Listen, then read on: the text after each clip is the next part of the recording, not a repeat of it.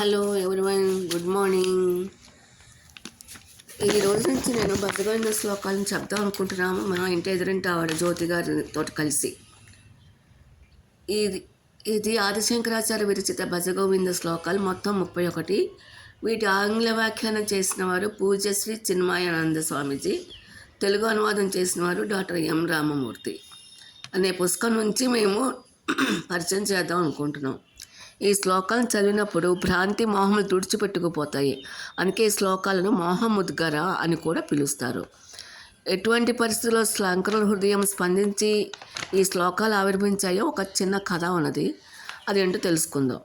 వారణాసిలో శంకరులు వారి 14 మంది శిష్యులు వెంటరాగా వారు వెళ్తున్న మార్గంలో వృద్ధ పండితుడు ఒక ఆయన వ్యాకరణ సూత్రాలు వల్ల వేస్తూ ఉన్నాడు.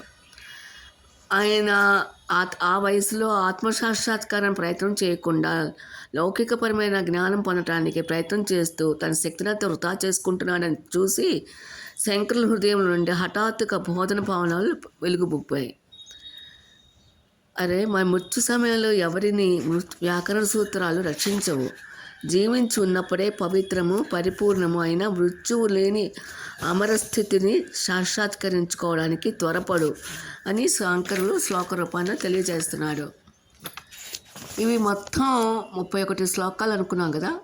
ఫస్ట్ 12 శ్లోకాలు శంకరులు రాసించారు. దానిని ద్వాదశ మంజరి అని అంటారు. మిగతా 14 శ్లోకాలు ఒక్కొక్క శిష్యులు ఒక్కొక్కరు రాశారు. వాటిని చతుర్దశ మంజరి అని కూడా అంటారు.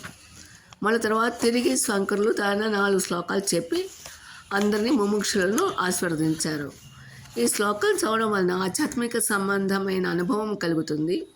తర్వాత వేదాంత విషయాలపై జిజ్ఞాస పెరుగుతుంది. తర్వాత నిజమైన అమృతత్వాన్ని పొందగలుగుతారు. ఈ భజగోవింద శ్లోకాలు మనకు ఓదార్పును కలిగించి సంతృప్తికరమైన జీవిత విధానం తెలియజేస్తుంది.